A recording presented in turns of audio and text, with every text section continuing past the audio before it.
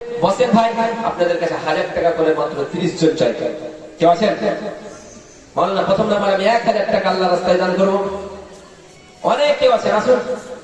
মহিলারা, আপনাদের কথা বলা হয়নি, কিন্তু মহিলাদেরকে কেন্দ্র করে দুইটা হাদিস বলতে চাই। বিশ্ব নবী সাল্লাল্লাহু আলাইহি ওয়াসাল্লাম বলে, দুনিয়ার মহিলার দলেরা, তোমরা যদি 4টা কাজ করতে পারো তাহলে তোমরা জান্নাতে যাবা।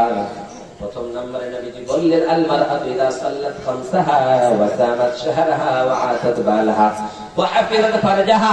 বিশ্ব নবী বললেন, মহিলার দলেরা, তোমরা যদি 4টা কাজ করতে পারো তাহলে 4টা কাজ করার কারণেই তোমরা জান্নাতি হয়ে যাবা। প্রথম নম্বরে নবীজি বললেন, তোমরা 5 ওয়াক্তের নামাজ পড়বা, নামাজ কখনোই ছেড়ে দিবা না।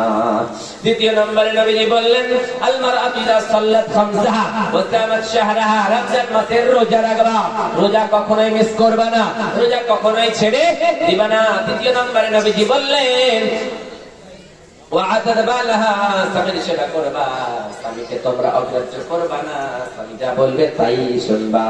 বিশ্ব নবী সাল্লাল্লাহু আলাইহি ওয়াসাল্লাম বলেন, আমি নবী যখন জান্নাত দেখলাম আর জাহান্নাম দেখলাম, প্রথম নম্বর নারীদেরকে জাহান্নামে বেশি দেখতে পেলাম।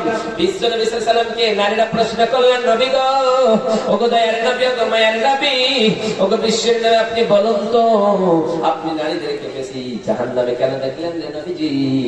বিশ্ব নবী সাল্লাল্লাহু আলাইহি ওয়াসাল্লাম বললেন, তাকফুরুনাল লা'না, তারা বেশি বেশি করে তাকফুরুনাল আশিরা, বেশি বেশি করে কি করে? তারা কুফরি করে, অর্থাৎ